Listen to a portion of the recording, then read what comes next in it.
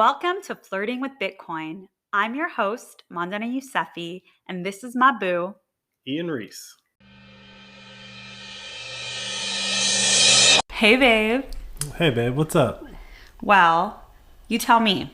You said that you want us to better date the podcast. And by date, I don't mean like you taking me out to dinner. It could be both. It could be both. It should be both. But that's not what you were talking about. So how are we going to better date our pod? Yeah, so, I've just been listening to some other podcasts and... Cheating on me. Yeah, with a lot of dudes. Yeah, and so I just noticed that people tend to call out the date and time when they're recording. So, for example, it's Tuesday, July 12th. That's when we're recording. For like if any major news breaks before we actually publish this episode, which will be out next Monday. But on Bitcoin Island, there's a different way to date. It's kind of like Star Trek and Stardate. It's called block height. Block height is just how many blocks since the Bitcoin blockchain has ever started, which is roughly every 10 minutes. So for example, right now, the block height is 744, 760. And that number always goes up. Only goes up. I like that. For future reference, when someone's listening to this podcast, they'll know exactly in Bitcoin terms and in Gregorian calendar terms when we recorded this podcast. Very cool, babe. Yeah, it's just something I think we are a Bitcoin podcast, so we should try to bring in certain cultural Bitcoin things. Very cool. Well, I'm all about learning the Bitcoin culture. Yeah. So this is a new way for me to fit in. It is a pretty interesting metric in like the world of Bitcoin because you can date things by that. If I told you something happened in block height 100,000 and XYZ, like you could find out what time that was within 10 minutes. Or you could just tell me the date. You could, but as we've seen throughout history, that calendars have changed. Right? So you got the Jewish calendar, you got the Islamic calendar, you got the Greek calendar, you got the Roman calendar. Now you got the Bitcoin calendar. So thousands of years from now, people listening to our podcast will know exactly when we recorded this episode. In theory, if electricity exists for thousands of years, yes. Love it. So, okay, we got to talk about Fountain because we've been having a lot of fun on Fountain podcasts. Oh, yeah. Been having a blast. Yeah, there are a ton of our listeners are engaging with us on there. They're boosting us. They're leaving really fun comments. I wish we could give you all a shout out, but there's one specific person that Ian wanted to give a shout out to today. I had one specific shout out to Fifth Power Productions. Great screen name. They've obviously been listening to us for a couple of episodes and they've commented on the last 3. So I'm taking that as you're a real person and thank you for listening. We see you. We love you. Yeah, thanks for listening. Thanks for the comments. I gotta say, if you guys have anything specifically that you want us to talk about, or if there's something that you want us to elaborate on or correct that we've said in previous episodes, Fountain's really the best way to do it. It's been a lot of fun. Fountain is going to be our main avenue of like interacting with listeners, mainly because Fountain enables it. Number one. Number 2, because it does encourage the Bitcoin economy and the value for value economy, and so we're trying to push that forward. But there are a couple of things I would like to call out to people who are using Fountain. Number 1, like if you have a Twitter account, it's possible for you to like link your Fountain account to your Twitter account. That way we can follow you and vice versa on Twitter as well. But the other one is there's a lot of you who have your default screen name as like user, and easily it's like 10 or 15 digits after that. I would like to shout you out, but I'm not reading off 15 digits to shout you out. You know who you are. User 576934233. Like, no, we're not doing that. So yeah, update your profiles so we can shout you out when you give us a boost, and link your Twitter and follow us on Twitter and all that fun jazz. We want to keep the party going and keep in touch after we air the episodes. With that said, babe, let's get the party started. What's new? What's going on in Bitcoin world? Obviously, there's lots of stuff always going on, but we don't want this to be a multi-hour podcast. I definitely don't. Yeah. I don't either. Yeah, so I think the really interesting thing that's happened in Bitcoin recently is some stuff that's going on in Texas. So as I've said on the podcast, like Texas is becoming one of the 2 kind of Bitcoin meccas in America, the other one being Florida, specifically Miami. So like Texas is where the tech is happening. Miami is where the banking industry is happening. Yeah, like if and when the banking industry goes full into Bitcoin, it'll probably be Miami. But Texas, specifically Austin, is almost like Silicon Valley of Bitcoin right now. So what's happening in Texas?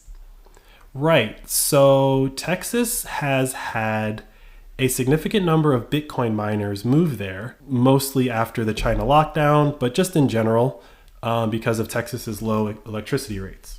All right. Texas has some of the lowest electricity in the country. History of oil and gas kind of helps. But in the oil industry, there's a lot of waste product when you when you drill for natural gas or oil. And so these Bitcoin miners have been moving to Texas and like trying to power their Bitcoin miners from like what's called flare gas. It's like the waste energy of these like industries. Because there's a bunch of Bitcoin miners in Texas, not all of them are doing that. Some of them are just plugged into the grid naturally. So Texas is having a heat wave right now. Mm-hmm. And in order to be a good citizen or be a good Texan or whatever you want to call it, a lot of these Bitcoin miners have just shut their miners off during this heat wave and releasing all of that energy back onto the grid to be used for like air conditioning and all that fun stuff. So does that mean up until now they were taking up more energy than they maybe should within the energy grid of Texas? I mean, that is one way to look at it, but you could look at it as the equivalent of Google has a data center and there's a heat wave. Do they shut their data center down? No, they don't.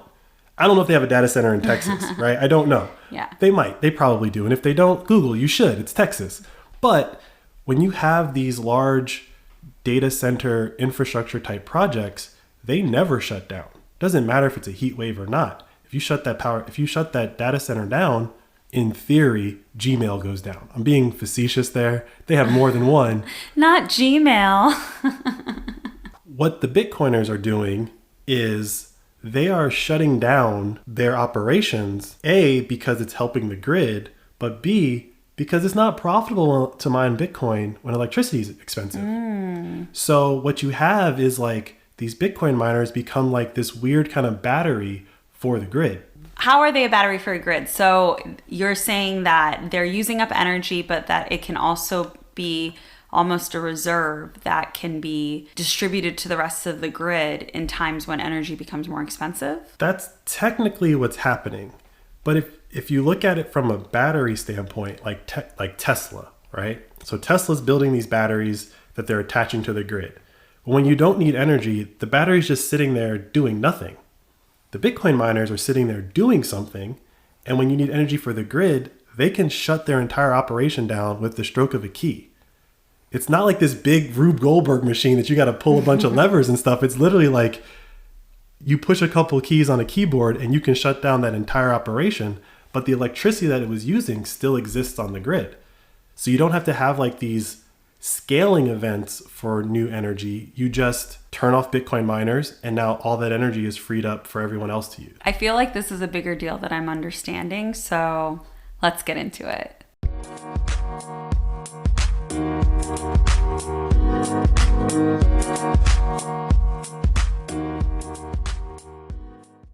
All right, babe, so break this down for me. Why is this important? It's important for a couple reasons. The main one is no other industry would shut down voluntarily during a heat wave. Fair enough. They're doing this voluntarily. Now, granted, there's a business incentive for them to shut down, but in theory, they don't have to. And honestly, you need a business incentive because sure, if you have a Bitcoin mining company that's run by a nice person and they want to do this out of the goodness of their heart, fine. But that's not always going to be the case. Whereas if there's a financial incentive to shut down temporarily, it'll always happen within that industry. Exactly. And so for Bitcoin mining, you need really cheap electricity, right? I think the number is like 5 cents a kilowatt down to like 3 cents a kilowatt. That's where it becomes profitable. So these Bitcoin miners, they sign contracts, right? When you get to a certain size, you don't just get an electricity bill from your electricity provider. Like you sign a contract. You VIP. you become a big deal customer in that you kind of negotiate the rate for your electricity because you know how much you're going to be using. Ballin'. And so these big industries like data centers, for example, they can do the math. They have bean counters and they know how much energy their data center is going to draw from the grid. And so you go to the electricity provider and say, we're going to draw X amount. We would like to pay Y amount. Maybe there's some negotiation. But once you have that plugged into the grid, that's like a guaranteed load that power generation company has to continually produce. So if you're a hospital, like let's forget about data centers. If you're a hospital, you're like, we got babies on incubators, right? Like you have a contract agreement. The energy companies are required to be producing that much energy regardless of whether or not there's consumption of it. Exactly. And these industries like a hospital, they're always going to consume the energy, right? So here comes this new group, Bitcoin miners. And Bitcoin miners, they don't always need that energy. And so when they go to the table to negotiate, they can negotiate and say, look, when it gets above a certain rate, we'll turn off, but we want a lower rate the rest of the time. And is that what they said? For the most part, that's pretty much the deal that I would imagine they've struck. Okay, Otherwise, so why would they assumption. shut down? Yeah. I'm assuming, right? Otherwise, you're just doing this out the goodness of your heart. Or the financial incentive where this isn't worth operating right now because everything's so expensive. Exactly. Okay, yeah. It's really interesting. I get a couple of daily emails of curated news, and one of them today said, they had a paragraph on what was happening in Texas, and I quickly skimmed it, and I saw, Bitcoin miners shut down something. And then it was like, click here to read why crypto is bad for energy consumption or bad for the environment. It was like referencing back something else that they had produced. And it was like, damn, like these people did something good and you're still shitting on them. Exactly. And this is the key point about Bitcoin. Is that unless you actually understand what it is and the incentives that drive it, you would look at that story and say, oh, they're shutting down, must be bad. They're shutting down and good because they're wasting energy anyways. And look, in this heat wave, they were wasting energy that other people could use for air conditioning. Yeah, I mean, it's difficult. Even I, hearing that story and understanding what could happen to Texans, it's really scary. There are instances where people have died and might still die this summer because it's going to be so hot there. Don't forget the power outage when it was cold. Exactly. To criticize the energy consumption in Bitcoin mining ignores the value that Bitcoin brings to society. On top of the monetary benefit, on top of the speed of transaction benefit, what I think this story is showing that's going on in Texas, and why I said they're like a new type of battery, right? Bitcoin mining creates load where there might not otherwise be load on the electrical grid. Like expendable load. It's going to be used, right? So here's one of the problems that we have with why new energy producing facilities, whether it's nuclear or whatever, right, aren't built. Okay, A, where am I going to build it? Well, you can only build it so close to where the people are. Or B, you got to build it way far out in the middle of nowhere and run cables back to the city. Well, there's a period of time where those cables aren't going to be up. And you got this power plant in the middle of nowhere generating electricity. What if I could just park some Bitcoin miners next to it? And now that's not a completely wasted resource. It's producing energy and it's being used. But you don't have to drag the cables yet. And when you start dragging the cables and you start using the energy that's being produced, then the Bitcoin miners can kind of migrate somewhere else to some other new power plant that's being built. And so you're going to have I'm just picturing this in my head, this flock of seagulls, right? This migrating flock of Bitcoin miners. And I picture there's going to be a very mobile, very transient Bitcoin mining community that's just hauling their rigs all across the world, whether the Formula One race, right? They move that whole race all around the world every week. Yeah. Right? A well-oiled machine. Well-oiled machine. Pun intended. So I see Bitcoin mining as functioning very similar to that. Not on a week-to-week basis, but we're going to build a new project that's like this hydroelectric dam in the middle of nowhere in Kansas. Okay, build the dam, strap on the Bitcoin miners. The minute the dam starts producing any electricity, it's not wasted. And there would be a group of people, companies, whatever, who could be really reactive and wouldn't just withstand whatever nonsense is happening where they are if energy prices have increased. They don't have to deal with it. They don't have to remain customers of those energy producers. Exactly. That's exciting. And that's what we saw happen in China. Yeah. China said, Bitcoin mining bad, get out. And they said, fine, Peace bye. out. And I mean, there's obviously still some mining going on in China, but you know. So do you think that this action is going to create positive news for Bitcoin, or do you think it's just going to create more FUD, which is, again, what I saw in my mailbox today? If you're a real Bitcoiner, this is a really positive step because nobody else is shutting down because of a heat wave. Yeah, it's interesting. I do remember other times where things have happened where it's like a small headline, but you're so excited about it. And this is one of those things where if you are a real Bitcoiner, more things are clicking in your head about, oh, here's another benefit of Bitcoin, that it's not just a currency. It's not. Like this example is Bitcoin is a battery. We got a new one. But we only compare Bitcoin mining to its like physical equivalent, which is gold mining, right? Now, what happens when a gold mine is exhausted and the mining operation just ups and leaves? I think it becomes a tourist attraction. No, it's a pollution nightmare. Yes, that too. Right? So when you dig gold out of the ground, it doesn't just leave a hole in the ground. It destroys the environment. When Bitcoin miners shut down and leave town, there's nothing left behind. There's nothing. There's no electronics left behind. I mean, you know, there's probably some gravel and some, you know, whatever. But A like, few extension cords. yeah, there might be like a USB cable lying around. But if we're going to compare Bitcoin mining to gold mining and Bitcoin to gold, this is a much more energy efficient and environmentally friendly mining operation. And I'm putting mining in air quotes here for all the people listening. Yeah, I think it's really interesting when people come at Bitcoin mining with the criticism that it wastes energy. It ignores all the other ways we use energy in the society, that private companies use energy. You know, we have talked about how like current fiat dollars, paper money, banking industry, whatever you want to call it, how much energy they use, spend, waste, whatever you want to call that. Nobody has beef with that. But just because Bitcoin is a new thing, people come at the energy usage just so aggressively and dismissively. It is frustrating. You know, I get frustrated when there's a headline that's not telling the whole story, and then I sit and I have a conversation with you and you're like, no, this is good news. This proves that Bitcoin is good. I'm like, what? Yeah, this is a really good story, and it's happening in Texas, and that's great. But this is what's also going to happen in El Salvador. This is probably what's going to happen in most of Central and South America over the next decade. It makes these energy projects, whether it's a hydroelectric dam or a volcano, right? Like whatever you want to do, it makes them so economically viable from day one. Whereas most of the time it's like, oh, we're not going to break even until 4, 5, 6, 7, 8 years down the road. When you slap Bitcoin miners onto it, it's profitable immediately. It's profitable and it brings flexibility to the electrical grid. Lots of flexibility. So anything else, babe, that I need to know about this story that makes Bitcoin even more amazing?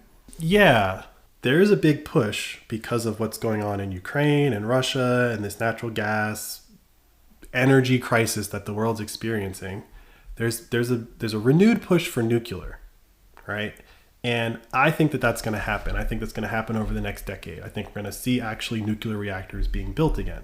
But there's a new type of reactor that's a lot smaller and a lot safer. And it's been around for a while, but most people just don't talk about it or use it because it's like nuclear's bad. Yeah, there's just such a negative connotation around nuclear energy. Right. And so what I think, and this is, you know, a little futurism. Mm-hmm. What do you see in your crystal ball, babe? I think that you're going to see these, they're called small modular reactors, SMRs. I believe that's what they're called. Yeah, these small modular reactors, I think, are going to start powering small towns. And so what you're going to have is, instead of a very centralized energy production system, you're going to have a more distributed energy production system. And the reason why I think that that's such a big deal is because now we have all of this land in America that no one lives in because there's no energy there. Right. And when you said small towns, I was assuming you meant rural America. I mean rural America. Yeah. I think rural America is going to have a resurgence because of this crazy energy crisis that we're seeing happening in Ukraine and Russia. And I just don't think, I think there are very smart people that are connecting the dots, but I think it's a very hard A to B to C for people to make if you don't put Bitcoin in the middle. I wonder if the Texas government, or at least their Department of Energy, is understanding this opportunity for themselves with the issues that they're having with their electrical grid, with Austin being this tech hub of Bitcoin technology. Are they connecting those dots, do you think? So that's a really great question. And I would say that I do not see or read anything that leads me to believe that the government is connecting those dots, but there are a lot of entrepreneurs that are connecting those dots. And Ted Cruz is a Bitcoiner, isn't he? Senator of Texas. Look, you can be into Bitcoin and not understand how energy works. Of this. Yeah, right? Fair enough. I had a lot of questions today. And I don't think Ted Cruz is into Bitcoin. I think Ted Cruz was specifically into that particular Bitcoin company telling the Canadian government to get out of my business, right? Let's not give him that much credit. I'm only giving him the credit of what he really asked for, which was he read a letter that someone else wrote that happened to be written by a Bitcoiner, right? But I do think that there are very smart people, entrepreneurs that are doing the math, and I think a lot of them are Bitcoiners right now. And I think a lot of them are Bitcoin miners right now. And the Bitcoin miners know if I can get super cheap energy, I can be profitable forever. What's the cheapest energy right now? Those small modular reactors. You get energy costs down to like 1 cent or 2 cents with those. And that's forever, right? So I think that we're going to see a resurgence in nuclear. I think we're going to see a resurgence in small town America. And I think it's all going to be because Bitcoin is that integral piece, and their lack of energy becomes a positive because now people want to go there and put energy there because they're going to mine the Bitcoin, but the town next door is going to get really cheap energy also. You heard it here first, guys.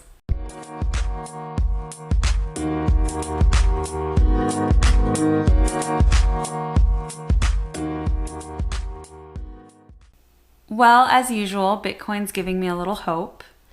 You know, you hear a lot about how hot the summers are getting and how there are going to be a lot of people without air conditioning this summer. And it's nice to know that Bitcoin might play a role in keeping people safe. Bitcoin can be a protector. Ooh, Bitcoin is energy. Bitcoin is a battery. Bitcoin is a protector. Which one's my favorite? Not this one. I didn't list it, but what's my favorite of what Bitcoin is? Probably like love. Yeah, Bitcoin is love. Obviously, I'm flirting with it. Yeah. This energy crisis that the world is seeing, it is going to give Bitcoin an opportunity to shine that it would not get in a cheap energy environment. Yeah, that's a good point. But at the same time, Bitcoin or Bitcoiners have to counter FUD that's out there while we are having this energy crisis to say, oh, look, Bitcoin's also a problem. So it's going to be interesting to see how this all plays out. But I'm definitely team Bitcoin. All I'll say is no one asked them to shut down. So you can have all the FUD you want. You can dump on Bitcoin all you want. But Bitcoin just gave energy back to the Texas grid. And that's a big deal. Huge.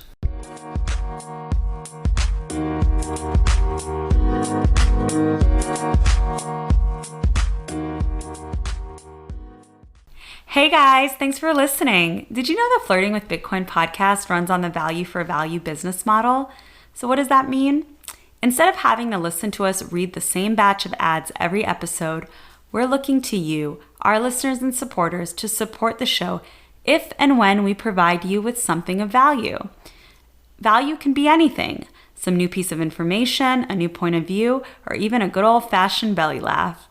When we provide value, we ask that you contribute to the show what you believe the value is worth to you.